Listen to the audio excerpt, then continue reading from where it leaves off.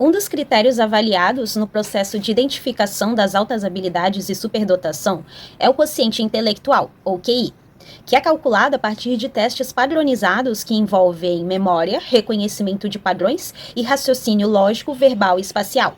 O QI serve para medir o potencial de aprendizado e raciocínio de uma pessoa em relação a outras pessoas da mesma faixa etária.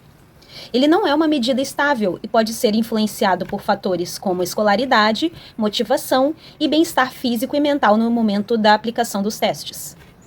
A origem dos testes de QI data de 1899, quando o pedagogo e psicólogo francês Alfred Binet, analisando crianças em idade escolar, observou que algumas delas não conseguiam acompanhar o currículo e se propôs a analisar e medir as capacidades mentais dos estudantes.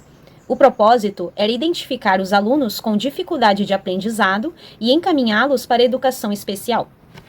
Mais tarde, em 1916, o psicólogo estadunidense Leo Sterman, que era extremo defensor de ideias eugenistas, revisou o teste de Binet e deturpou o seu propósito original. Ele acreditava que o teste de QI era uma forma de medir de maneira definitiva a capacidade inata do cérebro e defendeu o uso massivo desse instrumento para avaliar, selecionar e ensinar estudantes de acordo com as suas capacidades. Os testes, inclusive, foram utilizados pelos Estados Unidos na Primeira Guerra Mundial para direcionar os soldados para os setores em que supostamente se encaixariam melhor. Os que tiveram maior pontuação foram colocados na inteligência militar, enquanto os que tiveram menor pontuação foram mandados para as trincheiras. Em 1926, o professor de psicologia Carl Brigham, também eugenista, ampliou o teste e criou o SAT, Teste de Aptidão Escolar, que ainda hoje é amplamente utilizado em universidades estadunidenses.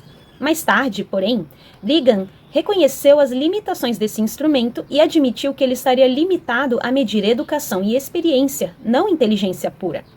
Em meados do século XX, houve uma reviravolta no uso dos testes, quando James Conant e Henry Chauncey, pesquisadores de Harvard, passaram a utilizar o SAT como forma de combater preconceitos e ampliar oportunidades, ao identificar talentos entre minorias, raças tidas como inferiores pelos eugenistas e classes menos favorecidas.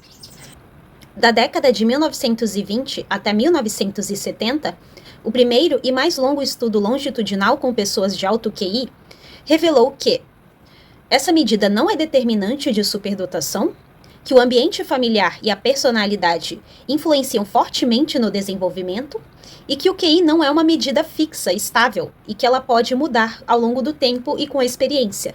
Em 1942, Raymond Cattell propôs 2 tipos de inteligência: a inteligência fluida, a habilidade de pensar de maneira abstrata e resolver problemas inéditos, e a inteligência cristalizada, que é a capacidade de aplicar definições e métodos aprendidos previamente para a solução de problemas.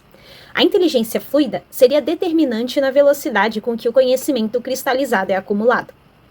Ao longo do tempo, os estudos de psicometria têm avançado junto com a noção de inteligência, o que influencia também na visão sobre a superdotação, que tem sido vista de maneira mais integral, graças à contribuição de pesquisadores como Renzulli, Sternberg, Dabrowski e Gardner.